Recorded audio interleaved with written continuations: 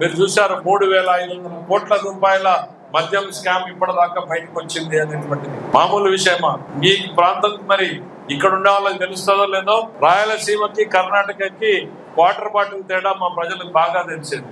కర్ణాటకలో quarter bottle 80 రూపాయలకు ఉంటే జగన్ రెడ్డి గారి పాలనలో ఆంధ్రలో 180 రూపాయలు ఉండేది. ఆ 100 రూపాయలు ఎక్కడికి పోతుంది అని అంటే తాడేపల్లి ప్యాలెస్ పోయింది అనేటువంటిది ప్రతి ప్రజలకు కూడా తెలుసు. మా ప్రాంతంలో ఇవాళ ఆ 100 రూపాయలే 3,500 కోట్ల రూపాయలుగా చేరి అవినీతి బయటకు వచ్చింది. దాంట్లో అక్రమ కేసు అంటారు. అయ్యా మేము గూగుల్ పే చేస్తామంటే తీసుకోలేదు, పేటిఎం చేస్తామంటే తీసుకోలేదు, క్యాష్ మాత్రమే తీసుకున్నారు. ఎందుకు క్యాష్ తీసుకున్నారు అనేటువంటిది ఇవాళ అర్థమవుతా ఉంది అనుకుంటున్నాం.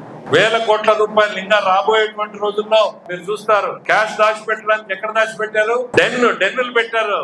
5 అపార్ట్మెంట్ కాంప్లెక్స్ తీసుకున్నారు. తాడేపల్లిలో 5 అపార్ట్మెంట్ కాంప్లెక్స్. క్యాష్ తీసుకురావడము, అకౌంట్స్ రాయడానికి మామూలు అకౌంటెంట్లు కాదు, ఐఐటి చదివిన పిల్లల్ని పెట్టుకున్నారు. సాఫ్ట్వేర్ ఉపయోగించి మరీ పెట్టుకున్నారు.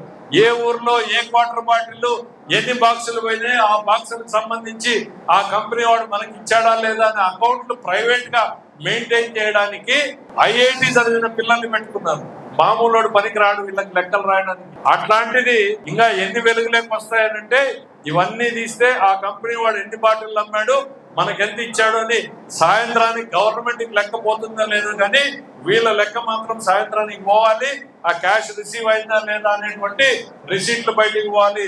క్యాష్ డిపాజిట్ చేయడానికి మనకి బ్యాంకులకు పోతే వాళ్ళు క్యాష్ డిపాజిట్ చేయడానికి అపార్ట్మెంట్లు వాళ్ళు బాడుకు తీసుకుని పెట్టుకున్నారు.